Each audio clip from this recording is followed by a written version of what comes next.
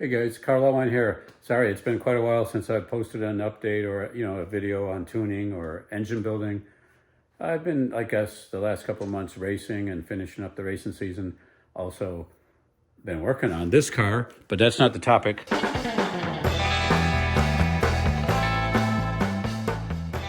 of conversation today. But I hope to get some heads up racing with this car. I have the F2 blower installed. I want to do like a little teaser for you and run it, turn it on.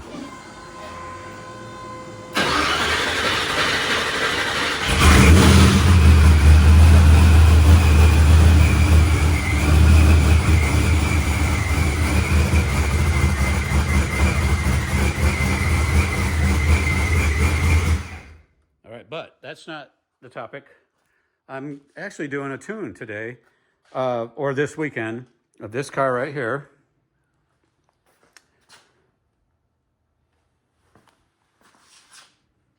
It's a stock motor. It really, fine tuning, it should be an easy tune, I'm hoping. It should just be a finished tune because it's already, the owner has been working on it, and one of the main and only, or the few glitches is at wide open throttle, it's real rich. So it's a stock motor, with external mods, bolt-ons. And it does have these, I think they're 30-pound injectors. And they're from Fuel Injection Clinic, or FIC. And there's data on them, so I'm going to double check the tune and it's the proper data. Clean car, I've already been underneath it to look at everything. And it also has wideband O2 dual, left and right, innovate. And that ought to help me to do a tune because he doesn't have to pay for a license because he already has been tuning it with his own HP tuners. So I'll use this and do the flashes and stuff. And it also will allow me to plug in the wideband O2s so I can data log while we're doing that. So it's going to just start that today. I'm going to show you like what the current tune is and what findings I find. Hopefully I don't find any problems, and it might just be doing mass flow detector. Let's see, what do we have here? Yep, mass flow detector.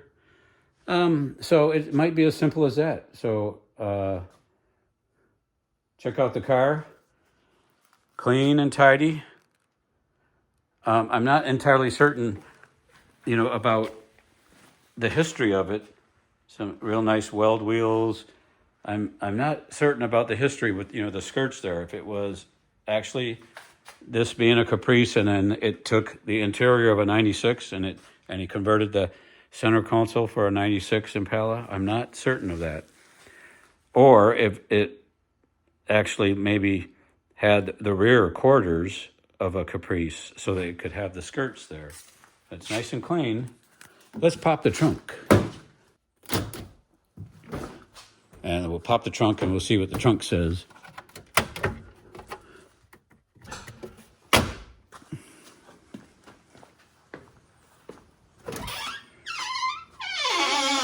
It's signed by John Moss. It does have WX3 on there. Oh, this went to, I don't remember seeing the owner at the Nats, but this was at the latest Nats in the Ohio, Michigan thing that we had, the Flint, on the bricks. Interesting right there, whatever. But this must have had the quarter panels changed out. Huh. All right, stick with me, and we'll see what we find. It's a very nice 96 interior. Anyway, the first thing I'm going to do is get the old tune, or the current tune, off. So, I'm going to grab the old tune.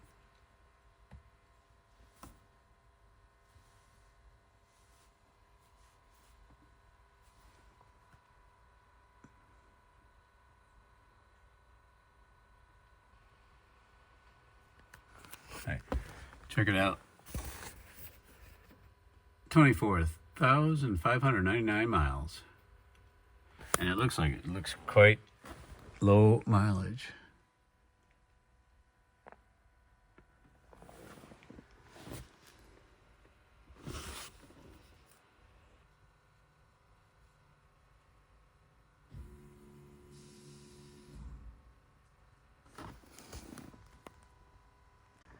Okay, I'm back. Hopefully my screen recorded most of what I did.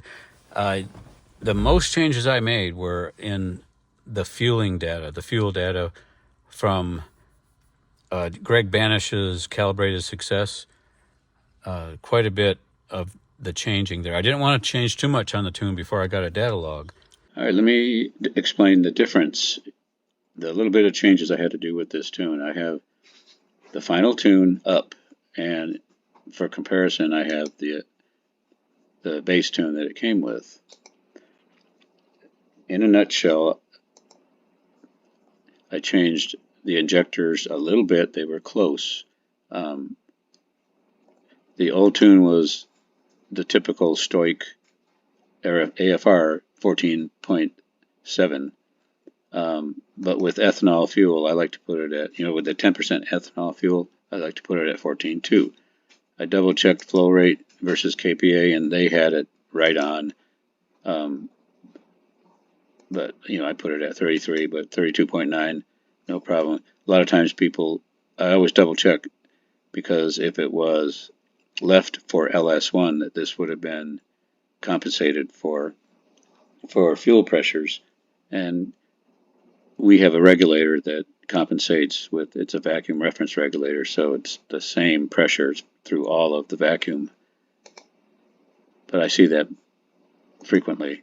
And so they had that fine, they had that okay.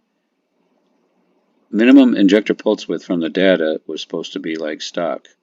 And so I changed it to the stock, and they had changed it to this low number. May not have affected anything, but that's what the characterization from that Greg Banish data that was from Fuel Injector Clinic data sheet. Same with that. But the one thing that was wrong was voltage offset. I looked and I couldn't figure out where the table came from. It didn't come from an accidental off of the data from fuel injector connection, like by putting in LS2 or LS3 or something else. This didn't match anything I could see. Anyway, so I put that in. See how dramatically different it was. That might have helped right off the bat. And then what else? Well, they actually had it in. They were tuning, the other people that were helping, and so they had it in speed density only, and they had the mass flow detector turned off. Right, so I turned it back on. See, they had it disabled right here where it was disabled all the way up to 8,000 RPM. That's when they're working it on speed density. So I put it right back to normal, where it blends the VE tuning with the mass flow detector. The mass flow detector doesn't, it entirely takes over 4,000 RPM, but it blends in there in the low RPM with speed density. And that's why I don't, when I'm looking at data logs, anything under 4,000, and you're looking at mass flow detector, you have to have in the back of your mind that if it shows a correction compared to what you're looking at, like say if you're trying to compare it to wideband and it's showing that it's too rich or too lean, I disregard that because it's doing a VE blend with the mass flow detector. But everything above 4,000 is your mass flow detector, or however you set it up. So changed that mostly. Spark was good. I put high and low in there. They had, since they were tuning, they put excuse me, they put in the low octane, they put the high octane spark, and that's what you're supposed to do when you're tuning with mass flow detector fail, because it puts you into the low octane table. But since mass flow detector is running, I put the low octane table in there compared to what they had. They had it same as high. And in a nutshell, torque converter clutch in the transmission, they had this minimum duty cycle at the same force motor pressure as, or pulse width, what is that? I forget. They had pulse width, duty cycle, and line pressure. They had that. So I made it more like stock. And it seems like it releases and applies like it should. That's it in a nutshell.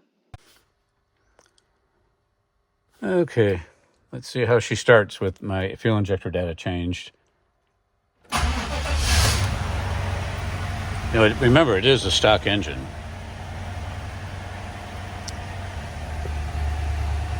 So far, so good. Nice, I like it.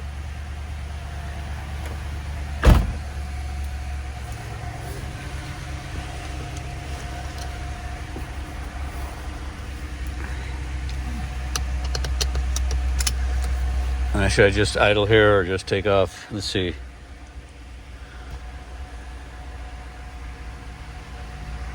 I'll just head out. Another thing on the tune that they had was it was running speed density only. They had the mass flow detector turned off. And so it's, well, nothing wrong with a speed density tune, but the mass flow detector is real accurate. With a stock motor, I don't see any reason to turn the mass flow detector off. Or it could be that they were just doing a speed density, tuning and forgot to put back to normal, so that it could be speed density. Forgot to put it back to normal so that they can have the mass flow detector being data logged and I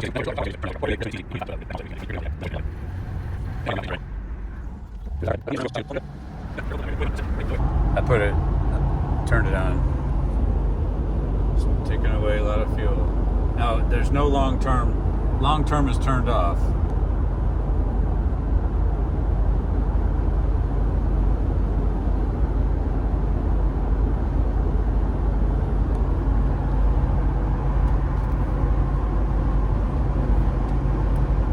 So I'm going to stop recording and just cruise and get data. Catch you later. I'm going to change their VE. They were working on the VE, and see what they have is like a dip right there. And the TorqHead one, factory, let's call it factory, is there. Not a lot different, but it doesn't have that dip right there. So I'm going to change it back to this. Long term is enabled. Now let me flash this and do some data logging and do some adjusting. Data log I did take.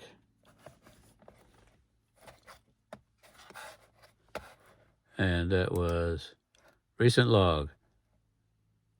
First tune. So look at here. If you look at down here,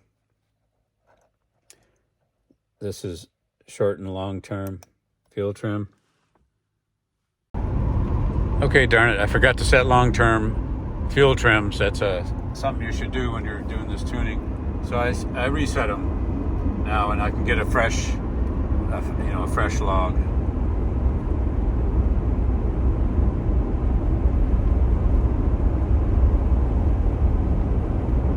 Just cruising.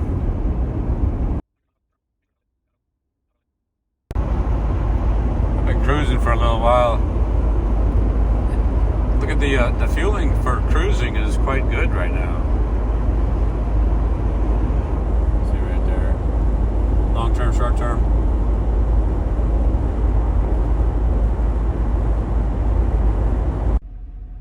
Well, I did my data log, and look, I got a check engine light. I'm going to see what the check engine light is, what it is, what the deal is. right. While I'm at it here.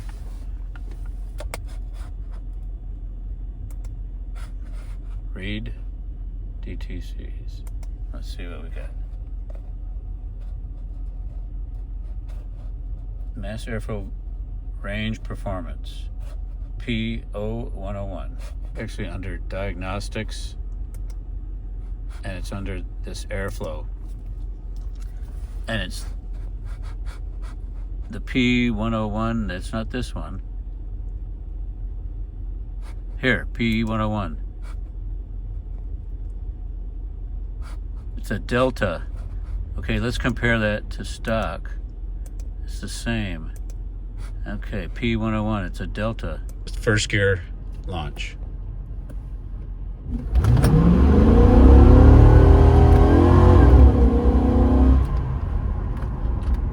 Excellent for stock. Very good. Very, very good. Okay, going for what I think is my last test drive. I've been adjusting with this Plex. I've been tuning with mine and ignoring the installed Innovate. Nothing against the Innovate. It seemed to be pretty accurate in the cruising area, but not at wide open throttle. So the first test drive with the Plex, showing commanded to wideband. Actual was a bit rich in the wide open throttle, so I did an adjustment up in the upper RPMs,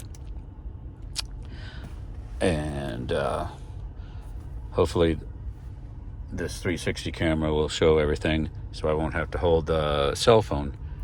So hopefully this is my last data log, and I'll show you the data log if I'm able to, get a screen recording of it. All right. Have it do a little kick down. It's in second gear, but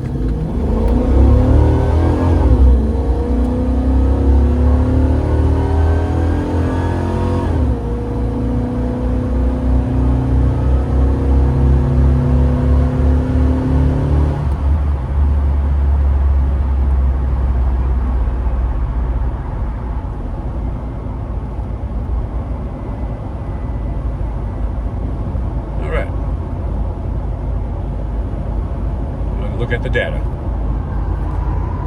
First and second gear.